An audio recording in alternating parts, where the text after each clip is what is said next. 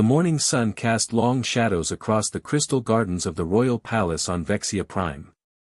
Queen Zara stood on her balcony, watching the distant spaceports where her war fleets prepared for another campaign. Her purple skin gleamed in the light, and her 4 arms moved with practiced grace as she reviewed tactical reports on her data pad. The sight of her massive dreadnoughts rising into the sky filled her with pride.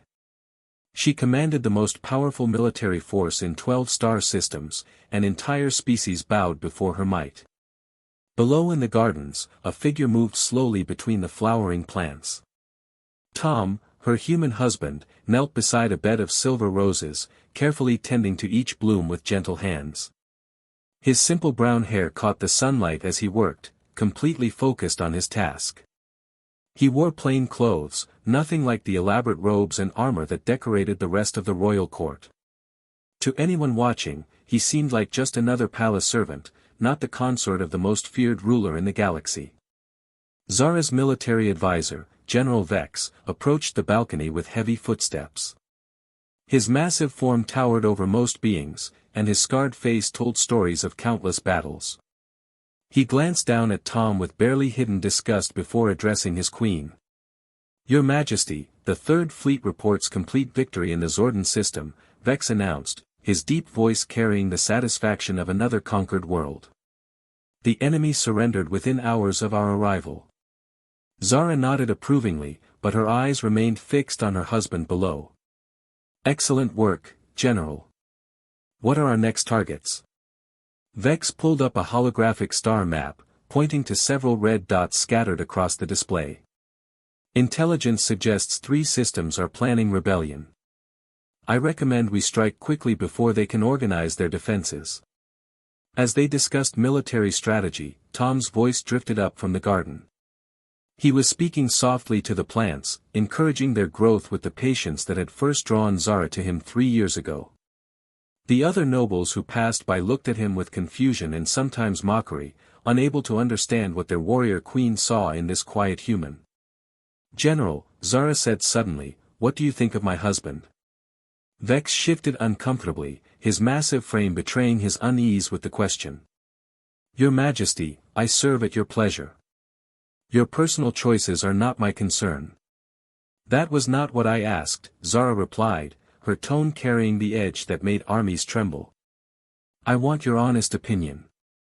The general looked down at Tom again, watching as the human carefully watered each plant with focused attention. "He seems peaceful, Your Majesty. Perhaps too peaceful for these times. The other systems see weakness when they look at him. They wonder if the great Queen Zara has grown soft." Zara's jaw tightened, but she said nothing. She had heard the whispers throughout her court, the quiet conversations that stopped when she entered a room. Many questioned her choice to marry a human from a small colony world, especially one who seemed so different from the fierce warriors who usually caught her attention. In the throne room later that day, the weekly court session was in full swing. Nobles from across the empire presented their reports and requests while Zara listened from her massive throne made of polished black stone. Tom sat beside her on a smaller chair, quietly reading an ancient book about agricultural techniques. His presence seemed almost invisible compared to the loud voices and dramatic gestures of the alien courtiers. Lord Krell, a particularly ambitious noble with silver skin and eyes like black diamonds, approached the throne. His voice carried across the vast chamber as he spoke about trade disputes in the outer colonies. But his gaze kept drifting to Tom, and a small smile played at the corners of his mouth. "Your Majesty," Krell said, "perhaps your consort could offer his wisdom on these matters. After all, humans are known for their simple solutions to complex problems." The insult was carefully disguised as a compliment, but everyone in the throne room understood its true meaning. Several nobles chuckled softly, while others watched to see how their queen would respond. Tom looked up from his book, meeting Krell's gaze with calm eyes, but said nothing. Zara's 4 hands gripped the arms of her throne, her claws leaving small scratches in the ancient stone. "Lord Krell, my husband chooses when and where to share his thoughts. Perhaps you should focus on your own duties instead of questioning mine." The noble bowed quickly, but the damage was done. The message was clear to everyone present: the human consort was seen as weak, and some were growing bold enough to challenge him openly, even if they did not dare challenge the queen herself. After the court session ended, Zara found Tom in the palace library, surrounded by books and data tablets. The vast room stretched up several floors, filled with knowledge from hundreds of worlds. Tom sat at a simple wooden table, making notes on a piece of paper with an old-fashioned pen. The sight always amazed Zara. In an age of advanced technology, her husband preferred the most basic tools. "You could have defended yourself today," she said, settling into a chair beside him. "Krell was testing you, seeing how far he could push." Tom looked up from his notes, his brown eyes meeting her purple ones. What would have been the point? Words spoken in anger rarely solve anything. Besides, he will reveal his true nature in time. Zara studied her husband's face, searching for any sign of the fury she felt whenever someone challenged her authority. She found only the same calm patience that had first drawn her to him during a diplomatic mission to his home world. He had been the colony's representative, speaking with such quiet wisdom that she found herself actually listening instead of simply demanding surrender. "Sometimes I wonder if I made the right choice," she admitted, the words escaping before she could stop them.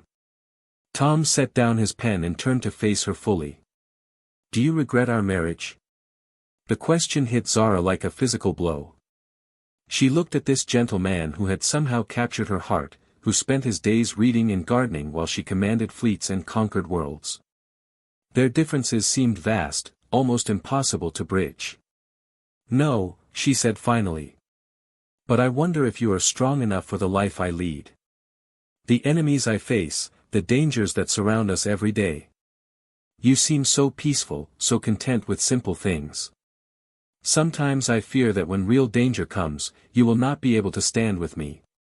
Tom was quiet for a long moment, his fingers tracing patterns on the table's surface. When he spoke, his voice carried a weight that Zara had never heard before. "Strength comes in many forms, my love. The strongest tree is not always the one that stands tallest, but the one with the deepest roots. When the storm comes, it is not the rigid branch that survives, but the one that bends." His words were cryptic, typical of the way he spoke when discussing serious matters. Zara had learned to accept that her husband saw the world differently than she did, but sometimes she wished he would be more direct. That evening, they attended a formal dinner with visiting dignitaries from the Kelton Republic. The aliens were tall and thin, with blue skin and multiple eyes that moved independently. They had come to discuss a trade agreement, but Zara could sense their nervousness. Everyone knew that negotiations with the Vexian Empire could end in two ways: agreement or conquest. Throughout the dinner, the Kelton ambassadors spoke carefully, weighing each word before speaking. They praised Zara's military victories and the strength of her empire, but their eyes kept drifting to Tom with obvious confusion. To them, he must have seemed like a strange pet that the queen kept for unknown reasons. Ambassador Ilex, the leader of the Kelton delegation, finally addressed Tom directly. "Lord Tom, we have heard tales of human space. Tell us, what makes your species worthy of alliance with the great Vexian Empire?" The question was another test, designed to see how the human would respond under pressure. The entire table fell silent, waiting for his answer. Zara felt her muscles tense, ready to defend her husband if needed. Tom set down his eating utensil and considered the question carefully. "Ambassador Ilex, worthiness is not something that can be proven with words. It is demonstrated through actions when the moment demands it. I hope such a moment never comes, but if it does, I believe my actions will speak clearly enough." The response was measured and diplomatic, exactly what Zara would have expected from her husband. But she noticed something in his tone, a quiet confidence that she had not heard before. The Kelton ambassador seemed satisfied with the answer, but Zara found herself wondering what Tom meant by his cryptic words. Later that night, as they lay in their chambers, Zara listened to Tom's steady breathing beside her. The palace was quiet except for the distant hum of the shield generators that protected them from any threats. She thought about the challenges facing her empire, the rebellions brewing in the outer systems, and the constant pressure to maintain her position through strength and fear. Tom shifted beside her, his arm moving to encircle her waist in a protective gesture.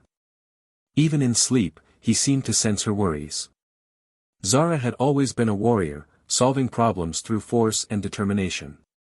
But her husband offered a different path, one of patience and quiet strength that she did not fully understand.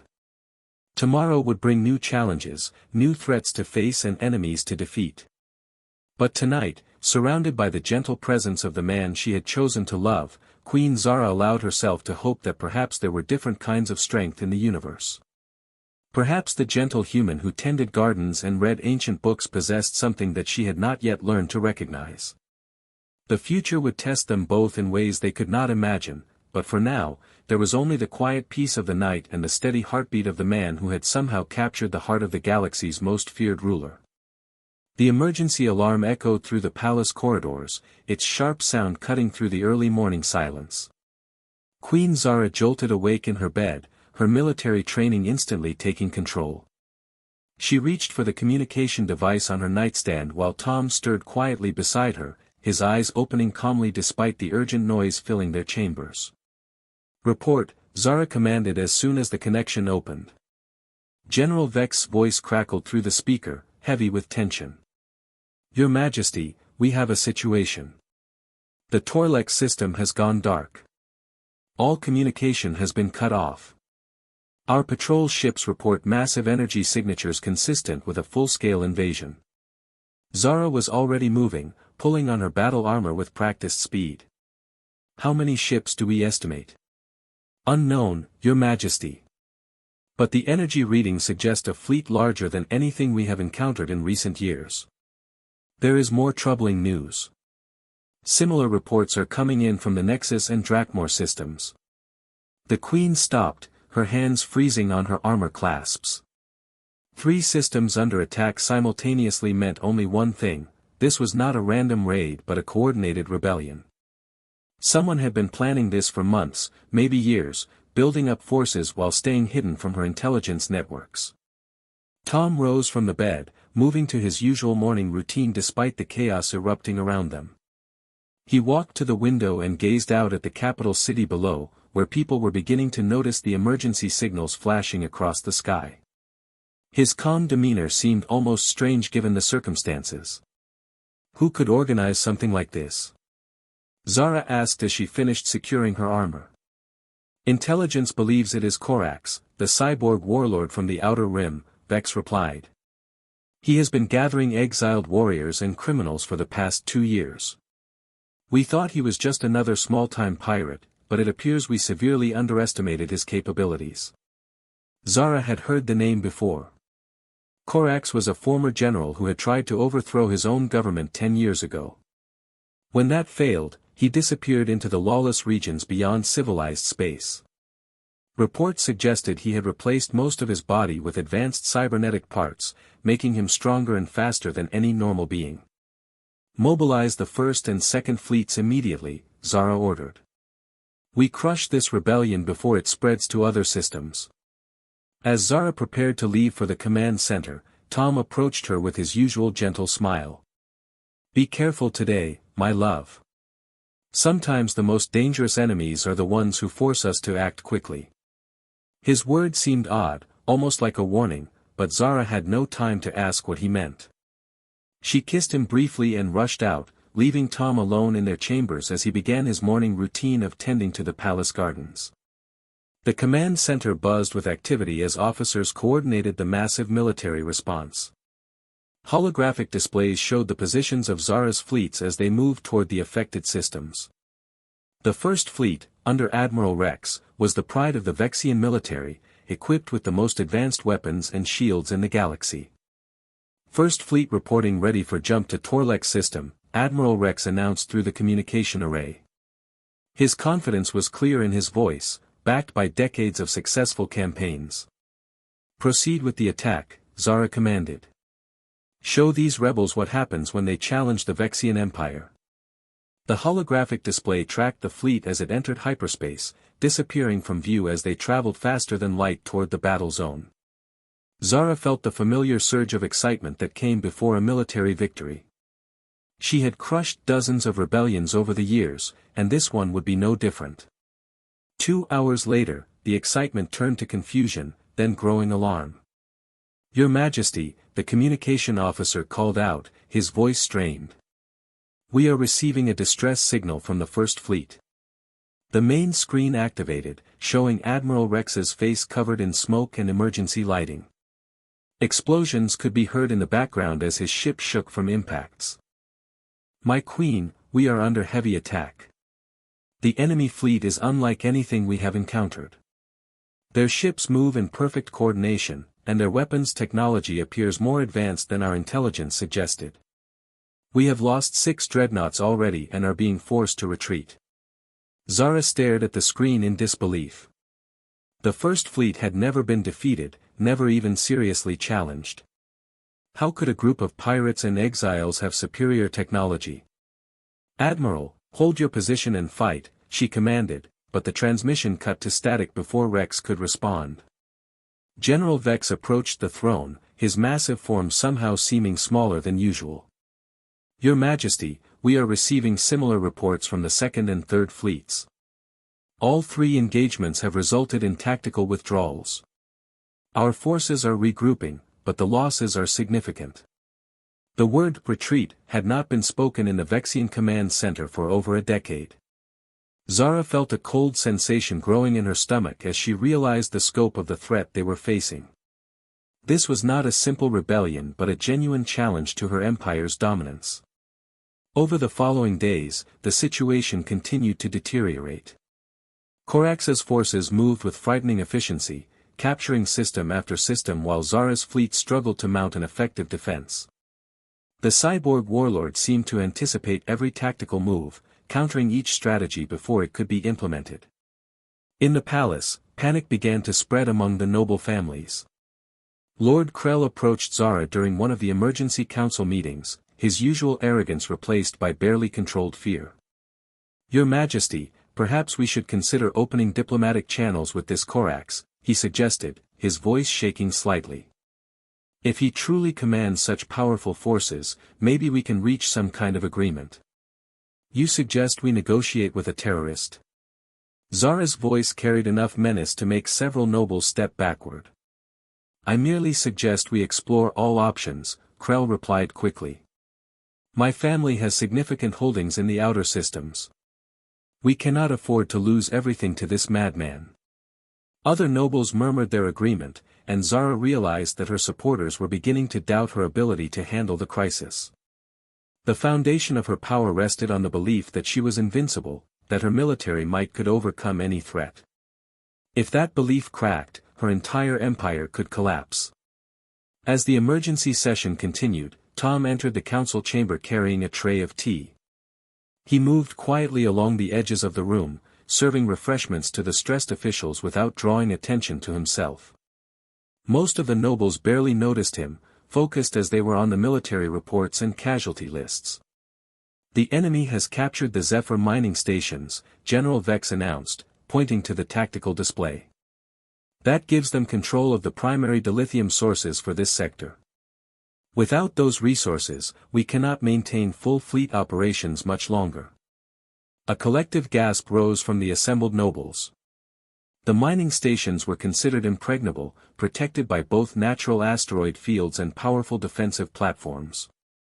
If Corax could take them so easily, nowhere in the Empire was truly safe. "We need to evacuate the capital," Lord Voss declared, his blue skin pale with fear. "If this Corax continues his advance, Vexia Prime will be his next target." Several other nobles nodded in agreement, and Zara could see her authority slipping away as panic took hold. These were supposed to be the strongest leaders in her empire, but they were ready to abandon everything at the first sign of serious resistance. Tom finished serving tea and approached Zara's throne, offering her a cup with his usual calm smile. Despite the chaos around them, he seemed completely unaffected by the crisis. His peaceful demeanor stood out starkly against the fear and anger filling the council chamber. "How can you be so calm?" Zara whispered to him as he handed her the tea. "Can you not see what is happening?" Everything I have built is falling apart. Tom met her eyes with that same gentle expression he always wore. Sometimes the darkest hour comes just before the dawn, my love. Have faith that solutions will present themselves when the time is right. His cryptic response frustrated Zara even more. She needed concrete answers, tactical solutions, not philosophical riddles. The man she had married seemed completely disconnected from the reality of their situation. The next morning brought even worse news. Corax's forces had broken through the defensive lines around the capital system and were advancing directly toward Vexia Prime. Long-range sensors detected a massive fleet, larger than any force the Vexian Empire had ever assembled. Estimated time to arrival is 18 hours, the sensor technician reported, his voice barely above a whisper. The enemy fleet includes vessels of unknown design, possibly incorporating technology from multiple species. Panic spread through the palace like wildfire. Servants ran through the corridors carrying personal belongings, while minor nobles loaded their most valuable possessions onto private ships. The spaceports became chaotic scenes as everyone with the means to leave fought for passage off the planet. Zara stood in her private chambers, staring out at the city below as evacuation ships rose into the sky like frightened birds. Her empire, built over decades of conquest and careful expansion, was crumbling in a matter of days. The queen who had never known defeat was facing the possibility of losing everything. Tom entered the chamber carrying his afternoon reading, seemingly oblivious to the chaos outside. He settled into his favorite chair and opened an ancient book about military history, as if this were just another peaceful day in the palace. The council is demanding that we evacuate immediately, Zara said without turning from the window. They say staying here is suicide. And what do you think? Tom asked, not looking up from his book. Zara finally turned to face her husband, studying his calm features with growing confusion. I think you are either the bravest man in the galaxy or completely insane. How can you sit there reading when enemy ships are coming to destroy everything we have? Tom closed his book and looked at her with eyes that seemed deeper than she had ever noticed before. My dear Zara, sometimes the greatest victories come not from running away or fighting harder, but from choosing the right moment to reveal who you truly are. Before Zara could ask what he meant, an aide burst into the chamber with the latest tactical report. Corax's fleet had accelerated their approach and would reach Vexia Prime within 6 hours. The final battle was coming, and Queen Zara faced the greatest challenge of her reign with only her crumbling forces and a mysteriously calm husband who seemed to see something that everyone else had missed. The command center had become a tomb of silence as Corax's massive fleet appeared on the edge of the Vexia Prime system. The holographic display showed hundreds of ships arranged in perfect formation, their dark hulls gleaming with weapons that could reduce entire planets to ash. Queen Zara stood before the tactical screen, her 4 hands clenched into fists as she watched her doom approach. Your Majesty, General Vex said quietly, our remaining forces are in position, but we are outnumbered 5-1. I recommend we initiate evacuation protocols immediately. Around the command center, officers worked at their stations with the desperate efficiency of beings who knew they faced their final hours. The few loyal fleets that remained formed a pitiful defensive line compared to the armada bearing down on them. Many of Zara's allies had already fled, taking their ships and soldiers with them. How long until they reach firing range? Zara asked, though she already knew the answer would bring no comfort. 2 hours, Your Majesty. Maybe less if they maintain current acceleration. Zara closed her eyes, feeling the weight of her crown heavier than ever before. She had conquered worlds and commanded respect across the galaxy, but now everything she had built was about to crumble. The great Vexian Empire would be remembered only as another failed civilization that could not defend itself when it truly mattered. Heavy footsteps echoed across the command center as Tom entered the room. He walked slowly, taking in the frantic activity and tense faces around him. His simple clothes and calm expression seemed completely out of place among the military officers in their battle armor. General Vex, Tom said, his voice carrying an unusual tone of authority, I need you to patch me through to all fleet commanders immediately. Vex turned toward the human with surprise and barely concealed annoyance. Sir, with respect, this is not the time for civilian input. We are preparing for our final battle. That is exactly why this is the time, Tom replied, stepping closer to the communication array. Queen Zara, I am requesting command of the defense forces. The entire command center fell silent. Officers stopped their work and stared at the quiet man who spent his days reading books and tending gardens. General Vex's scarred face twisted with disbelief. You cannot be serious, Vex said, his voice rising. You have no military training, no experience with fleet command. This is not some diplomatic negotiation. Tom turned to face Zara, his brown eyes meeting her purple ones with an intensity she had never seen before. My love, I am asking you to trust me. Give me command of the remaining forces, and I will show you what humans can do when everything depends on them. Zara stared at her husband, searching his face for any sign of the gentleman she had married. What she saw instead was something that made her heart race with both fear and hope. There was steel in his eyes, a confidence that spoke of experience she never knew he possessed. Tom, what are you not telling me? She asked quietly. More than you could imagine, he replied. But there is no time to explain everything. Corax will be here soon, and if we are going to survive this, I need your complete trust. Around them, the command staff waited in tense silence. Outside, evacuation ships continued to flee the planet while the enemy fleet grew larger on their screens. Zara realized she had two choices: maintain her pride and watch her empire fall, or trust the man she loved with everything she had left to protect. General Vex, she said finally, transfer all fleet command authority to Tom immediately. Vex's jaw dropped open. Your Majesty, I must protest. This decision could doom us all. We are already doomed if we continue with conventional tactics, Zara replied. Do as I command. With obvious reluctance, Vex activated the command transfer protocols. Within moments, Tom had access to all fleet communications and tactical systems. He studied the displays for several minutes, his eyes moving rapidly as he absorbed information about ship positions, weapons capabilities, and enemy formations. Open a channel to all fleet commanders, Tom ordered, his voice now carrying the unmistakable tone of military authority. The main screen activated, showing the faces of a dozen alien admirals and generals. Their expressions ranged from confusion to outright anger as they realized who was addressing them. Admiral Rex, still nursing wounds from his earlier defeat, looked particularly skeptical. This is Admiral Thomas Kane, Tom announced, using a name that none of them recognized. You will follow my orders exactly, without question or delay. Any commander who hesitates will be relieved of duty immediately. Admiral Rex leaned forward, his reptilian features twisting with annoyance. With respect, Lord Tom, we do not have time for games. Perhaps you should leave military matters to those with actual experience. Tom's response was swift and decisive. Computer, display service record for Admiral Thomas Kane, Human Defense Force.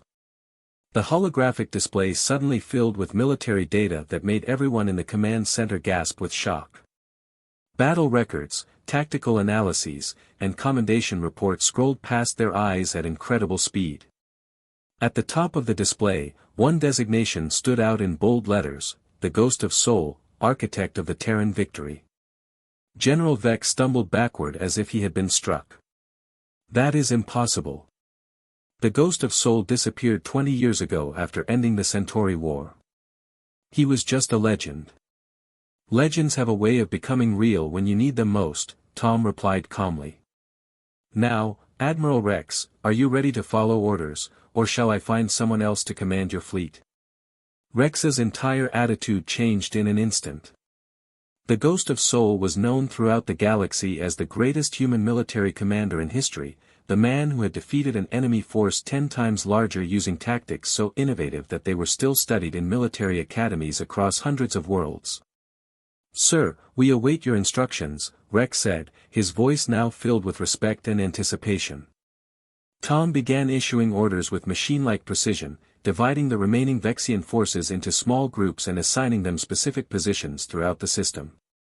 His commands seemed random at first, scattering ships in patterns that violated every principle of traditional fleet formation. "Sir," Admiral Cora questioned hesitantly, "you are positioning our forces in a defensive sphere with significant gaps between units. This formation leaves us vulnerable to concentrated attack." "Exactly," Tom replied with a slight smile. "Admiral, how do Corax's cybernetic enhancements affect his tactical thinking?" Cora paused, considering the question. "Intelligence suggests his computer implants allow him to process information faster than any organic mind. He can calculate optimal attack vectors and defensive positions almost instantaneously. Which means he thinks like a machine," Tom explained. "Machines are excellent at optimization, but they struggle with chaos and unpredictability. We are going to give him exactly what his enhanced mind cannot handle." As Corax's fleet entered the outer system, Tom's true plan began to unfold. The scattered Vexian ships suddenly began moving in seemingly random patterns, firing at targets that appeared strategically worthless and then disappearing before the enemy could respond. Corax himself appeared on the communication screen, his cybernetic features gleaming with metal and circuitry. Half of his face was machine, with glowing red sensors where his left eye should have been. When he spoke, his voice carried the cold precision of artificial intelligence. "Queen Zara," Corax announced, "I offer you one final chance to surrender. Your forces are pathetic, and your tactics are the desperate moves of a defeated ruler." Tom stepped forward, placing himself between Zara and the screen. "Hello, Corax. I am Admiral Thomas Kane, and I will be accepting your surrender instead." The cyborg warlord's remaining organic eye widened with recognition. "The ghost of Soul is dead. I made sure of that when I destroyed his home colony 15 years ago." "You destroyed a place where I once lived," Tom replied calmly. "But you should know that ghosts are very difficult to kill permanently." Corax's metal face twisted with rage. "Then I will finish what I started. All ships, attack formation. Destroy everything." What followed was unlike any space battle in recorded history. Tom's forces moved like dancers in an intricate performance, appearing suddenly to strike at weak points in the enemy formation before vanishing again into the asteroid fields and debris clouds that surrounded the system. The human commander used every natural feature as a weapon, turning the very environment into an ally. Corax's superior technology meant nothing when his targets refused to stay still long enough for him to lock onto them. His massive ships found themselves firing at shadows while smaller Vexian vessels darted between them like angry insects, striking at critical systems and then disappearing before retaliation was possible. "He is using the asteroids to mask our sensor readings," one of Corax's subordinates reported. "Every time we acquire a target, it vanishes behind another obstacle." "Then clear the obstacles," Corax snarled, ordering his ships to begin destroying the asteroid fields. This played directly into Tom's hands. As the enemy fleet focused on removing cover, Tom launched the second phase of his plan. Hidden mines, placed by his ships during their seemingly random movements, began exploding throughout the enemy formation. Each explosion created more debris, more places for the Vexian forces to hide. "Sir," Admiral Rex called excitedly, "their formation is breaking apart. The enemy ships are colliding with each other as they try to avoid the minefields." Tom nodded, his eyes never leaving the tactical display. "Now we move to Phase 3. All ships, converge on the enemy flagship. Full assault." The scattered Vexian forces suddenly came together like pieces of a puzzle, forming a spear-like formation that drove straight toward Corax's command ship. The cyborg warlord found himself surrounded, his superior numbers meaning nothing when his ships could not maneuver effectively in the debris field his own weapons had created. "Impossible," Corax hissed as explosion after explosion rocked his flagship. "My calculations were perfect. Your forces should have been destroyed hours ago." Tom's image appeared on Corax's command screen, his calm expression unchanged despite the chaos of battle around him. "Your mistake was thinking that war is about calculations and optimization. But humans learned long ago that the greatest victories come not from perfect plans, but from adaptability, creativity, and the willingness to do what your enemy never expects. The final assault lasted only minutes. Corax's flagship, damaged beyond repair, surrendered as evacuation pods began launching from its hull. The remaining enemy fleet, leaderless and confused, quickly followed suit. In the command center on Vexia Prime, Queen Zara watched in amazement as her husband coordinated the capture of the largest invasion force in galactic history. The quiet man who had spent 3 years reading books and tending gardens had just accomplished what her greatest generals said was impossible. When the battle was over and Corax was in custody, Tom turned to face his wife. The steel in his eyes had softened, but Zara could still see the depths that had been hidden from her for so long. "Why did you never tell me?" she asked, her voice barely above a whisper. Tom reached out to take her hands in his touch as gentle as always. "Because I had seen enough war to last 1,000 lifetimes. When I met you, I hoped I could find peace, that the galaxy might be quiet enough for me to simply be a man who loved a remarkable woman. But when everything you care about is threatened, sometimes you must remember who you used to be." Zara looked at her husband with new eyes, finally understanding that true strength was not about showing power at every moment, but about having the wisdom to use it only when it was truly needed. The gentle man she had married was still there, but now she knew that beneath his peaceful surface lay the heart of the greatest warrior humanity had ever produced. As celebration erupted throughout the palace and across the empire, Zara realized that she had not married a weak man who needed her protection. Instead, she had found a partner whose strength complemented her own, someone who could stand beside her not through force of arms alone, but through the quiet confidence that came from knowing exactly who he was and what he was capable of when the moment demanded everything he had to give.